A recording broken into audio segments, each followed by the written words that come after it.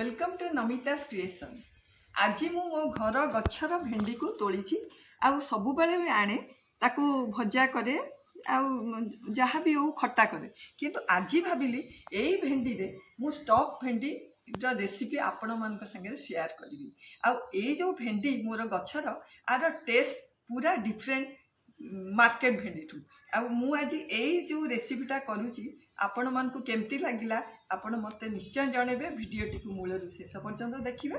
जदि भल लगे तेबे लाइक शेयर एंड सब्सक्राइब करिया को भूलंतु।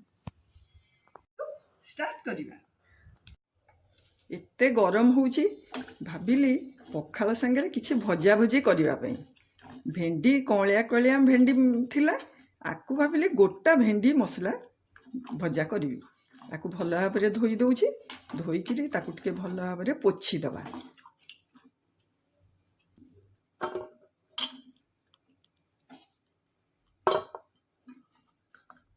आमर धुआ सरीगला आकु टिके किचन टावेल भल करी मु पोछि दबी। आमर मसला पाई आमे टिके पियाज को चुन चुन करी काटी दबा।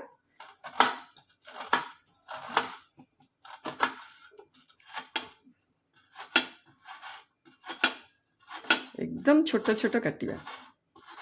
आमे जो सोरिष मसला बटा है ताधे तो सोरिष आउ रसुण सुखिला लंका आ जीरा देकर मु बाटी देइछि ताकू पूरा चिकन करके बाटी देइछि। ता संगे एमती पियाज को जदि टिके टिके मिसेइबा छोट छोट करके खाइला बेल को पाटी रे भल लागिवो सेति पई मु अल्प टिके पियाज को चुना चुना करके काटी दउछि।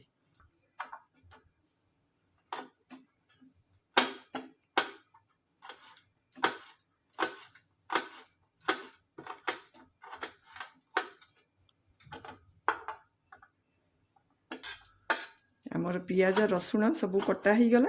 एबे आमे से जो मसला मु तैयारी करछि सोरिष मसला ता देरे आकु पकेकी टिके भल भाबरे घा।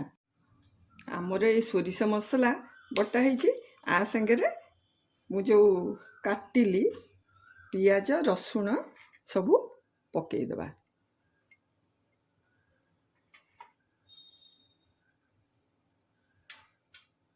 टिके नाकु लंका गुंड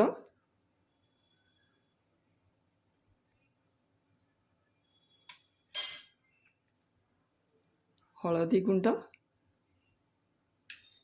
स्वाद अनुसार टिके लूण पकेबा। मसला रे टिके लूण पड़िबो। ए गुडाक सब गुडाक भल भाव में आमे मिसई देबा। हमर भेंडी भितर ए मसला सब जीवो।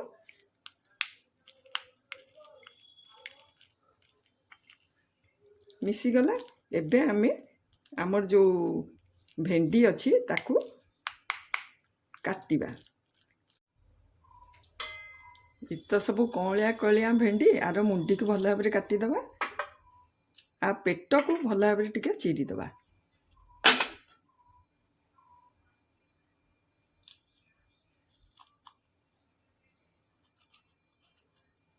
एमती तलपट टिके लगी रही एमती आमर भेंडी को काटिबा। भेंडी को टिके लूण हल्दी पकईकरी ताकू गोलई दबा। स्वाद अनुसार लूण दबा।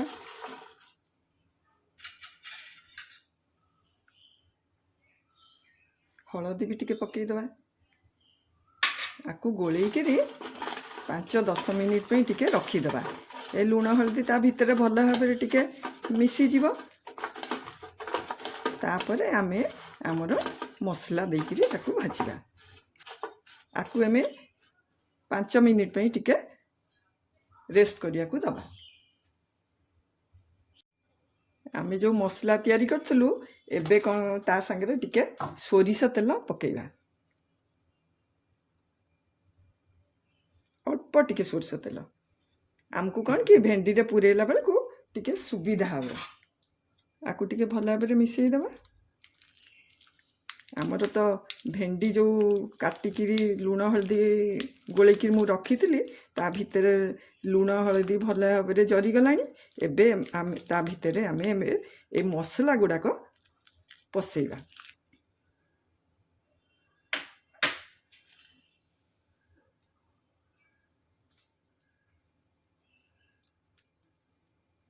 ମୁଁ ହାତରେ ପଶଉଛି, କାହିଁକିନା ହାତରେ ପଶେଇଲେ ଟିକେ ଭଲ ଭାବରେ ପଶିବ, ଚାମଚରେ ପଶେଇଲେ ଅଳ୍ପ ଧରିବ ଆମର ଏମିତି। ତାପରେ ଏଇଟାକୁ ଆମେ କ୍ଲୋଜ୍ କରିଦେବା। ମସଲା ଭରିଗଲା, ସେମିତି ଆଉ ଗୋଟେ କରିବା।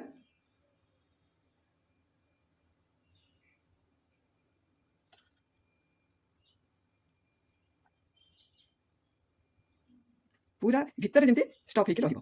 ଷ୍ଟଫିଂଟା ଯଦି ଭଲ ରହିବ ଆମର ମସଲା ଭେଣ୍ଡିଟା ଖାଇବାକୁ ପାଟିକୁ ସୁଆଦିଆ ଲାଗିବ। ଏମିତି ଭଲ ଭାବରେ ଚିପି ଦେବା, ତାହେଲେ ତାର ମସଲାଟା ତା ଭିତରେ ରହିବ।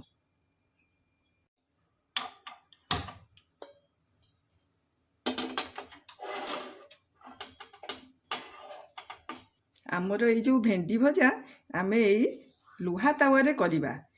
ଆମର ନନଷ୍ଟିକ୍ ତାୱା ମୁଁ ୟୁଜ୍ କରିନି, କାହିଁକିନା ଆମର ଦେଶୀ ଦେଶୀ ଖାଦ୍ୟ ଆଉ ଦେଶୀ ଟେଷ୍ଟରେ କରିବା।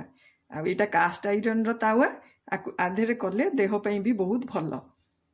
ମୁଁ ସୋରିଷ ତେଲ ପକାଉଛି, ଆମର ଏଇଟା ତ ଦେଶୀ ଖାଦ୍ୟ, ତେଣୁ ମୁଁ ସୋରିଷ ତେଲକୁ ପକାଉଛି। ସୋରିଷ ତେଲରେ ଆର ଟେଷ୍ଟଟା ଭଲ ଲାଗେ। ଅଳ୍ପ ତେଲ ପକାଉଛି।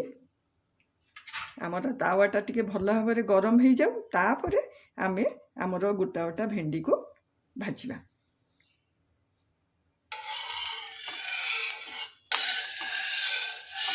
ଏବେ ଆମେ ଫ୍ଲେମ୍କୁ ଲୋ ମିଡ଼ିୟମ୍ କରିଦେବା, ନହେଲେ ସାଙ୍ଗେ ସାଙ୍ଗେ ଏଇଟା ପୋଡ଼ିଯିବ।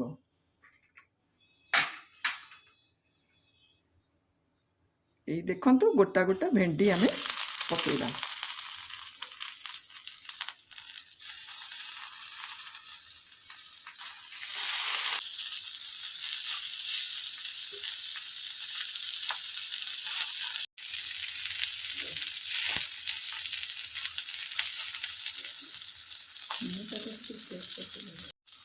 ଏବେ ଆମେ ଗୋଟେ ଗୋଟେକୁ ଓଲଟେଇ ଦେବା।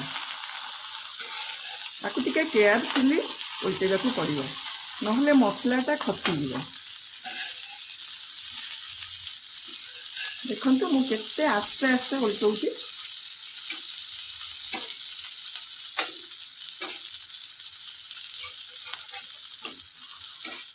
ଗୋଟେ ସାଇଡ୍ ହେଇଗଲେ ଆର ସାଇଡ୍ଟାକୁ ଓଲଟେଇବା।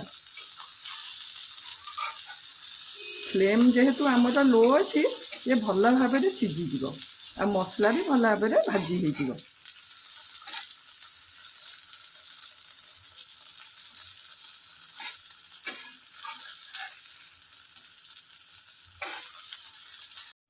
ଏଇ ଦେଖନ୍ତୁ ଆମର ଭେଣ୍ଡି ମସଲା ରେଡ଼ି ହେଇଗଲା। ଆଉ ରାଇର ବାସ୍ନାଟା ବହୁତ ବଢ଼ିଆ ବାସୁଛି, ପୁରା ଘର ମହକୁଛି।